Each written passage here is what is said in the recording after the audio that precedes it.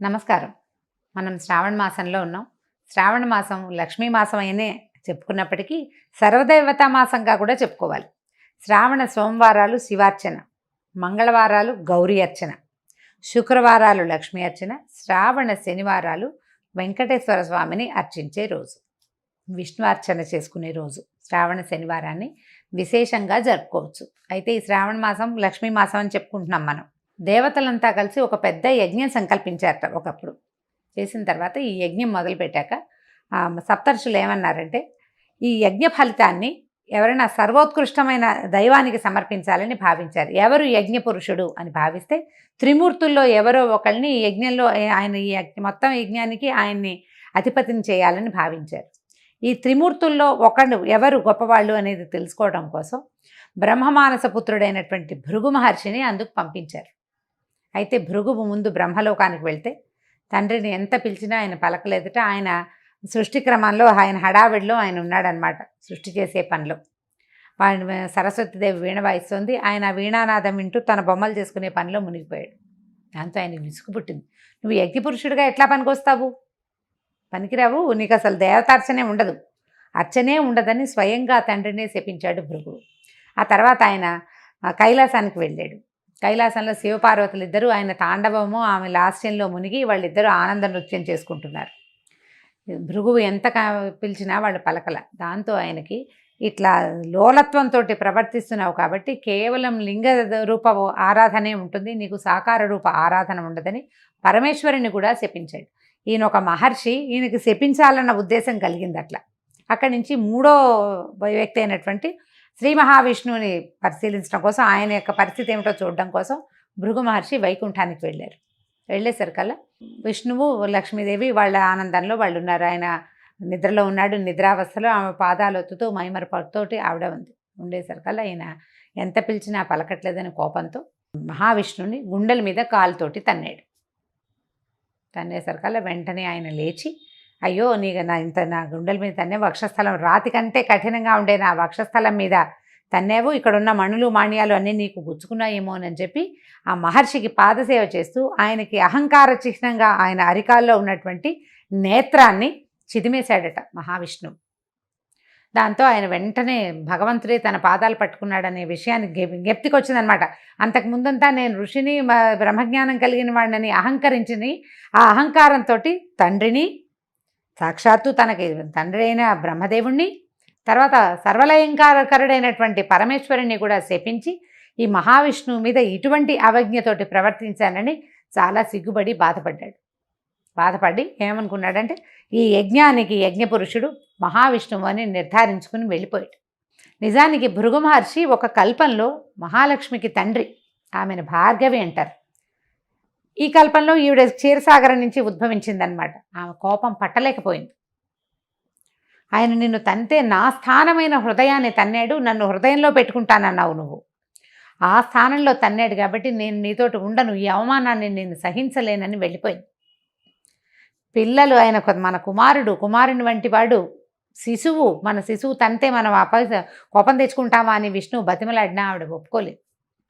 నా శిశువైనా సరే నన్ను తనడానికి వీల్లేదని కోపగించుకుని వెళ్ళిపోయింది. ఆ వెళ్ళిపోయిన ఆవిడ భూమి మీద చేరి కొల్హాపూర్లో తపస్సు చేసుకుంటూ ఉండిపోయింది.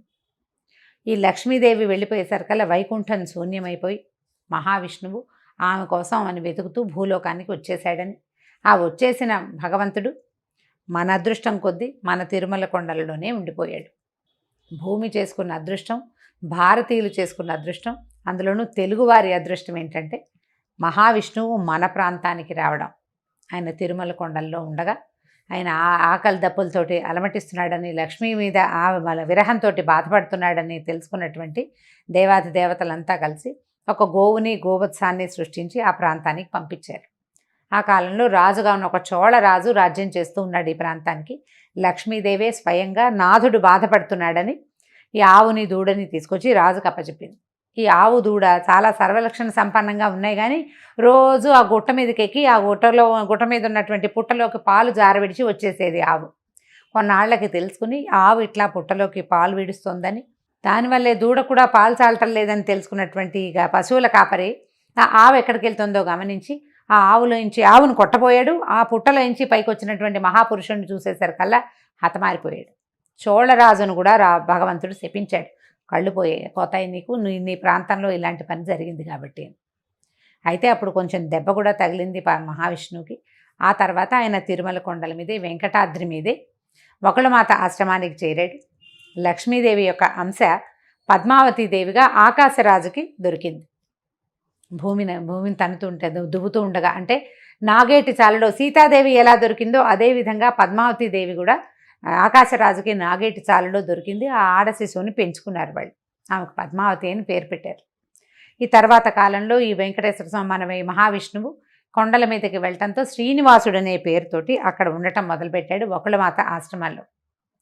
ఆ తర్వాత కాలంలో ఆయన పద్మావతి దేవిని చూడడం, ఆమె ఎందున్నటువంటి లక్ష్మీ అంశకి ఆకర్షితుడయ్యి ఆమెని వివాహం చేసుకుంటానని చెప్పడంతో వకుళమాత స్వయంగా ఆకాశరాజు దగ్గరికి వెళ్ళి పద్మావతి శ్రీనివాసుల కళ్యాణం జరిపించింది. ఆ తదనంతరం లక్ష్మీదేవి అక్కడికి వచ్చేయటం, పద్మావతి లక్ష్మీదేవుల తాలూకు సంవాదంలో భగవంతుడు సాలగ్రామ రూపిగా అక్కడ శిలాస్వరూపంగా ఈ తిరుమల కొండల మీద వెంకటాద్రి మీద వేంచేసి ఉన్నాడు. అయితే ఇలా వెంకటాద్రి మీద వేంచేసి ఉన్న వెంకటేశ్వర స్వామికి మనం శనివారము వెంకటేశ్వర దినంగా భావిస్తాం. మనం నమ్ముతాం ఖచ్చితంగా. శనివారం నాడు ఉపవాసాలు ఉంటాం వెంకటేశ్వర స్వామి కోసమే.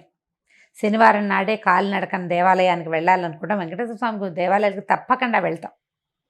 అయితే ఈ శ్రావణ మాసంలో ఇది అమ్మవారికి ప్రీతిపాత్రమైన మాసము, అది వెంకటేశ్వర సంబంధమైన మాసం అవడం వల్ల శనివారాల్లో గనక వెంకటేశ్వర స్వామి ఆరాధన చేస్తే ఈ 4 వారాలు విశేషమైన ఫలితం లభిస్తుంది.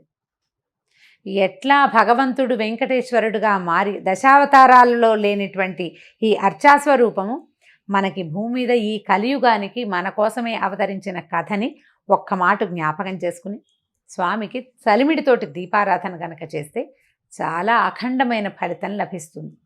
మనం చేసే ఈ శ్రావణ మాసపు దైవారాధనలో లక్ష్మీ అమ్మవారి ఆరాధన, శివారాధనతో పాటుగా ఇలా వెంకటేశ్వర స్వామి ఆరాధనని కూడా భాగంగా చేసుకోండి. మిగిలిన రోజులు కుదరకపోయినా శ్రావణ మాసంలో శనివారాలు 4 శనివారాలు ఒక పూట భోజనం, పగలు భోజనం చేసి రాత్రి భోజనం చేయొద్దు. దాని విధి అదే. అన్నం తినకుండా అన్నం తద్భిన్నం ఏదైనా తినచ్చు. దీపారాధన చేయటం, చలిమిడితోటి ఆవు నెయ్యి, బెల్లము, బియ్య పిండి కలిపి చలిమిడి చేయటం. ఆ చలిమిడిలో చక్కగా గుండ్రంగా ఉండలాగా చేసి దాంట్లో కొంచెం గొయ్యి చేయటం అన్నమాట. లోపలికి కొంచెం నొక్కి అందులో కొంత ఆవు నెయ్యి వేసి దీపం పెట్టడం. ఈ దీపారాధనతోనే స్వామికి ప్రసాదంగాను దీపంగాను సమర్పిస్తామన్నమాట. దీపారాధన అయిన తర్వాత ఆ చలిమిడిని ప్రసాదంగా స్వీకరించడం. పగలు భోజనం చేయొచ్చు, రాత్రిపూట భోజనం చేయకూడదు.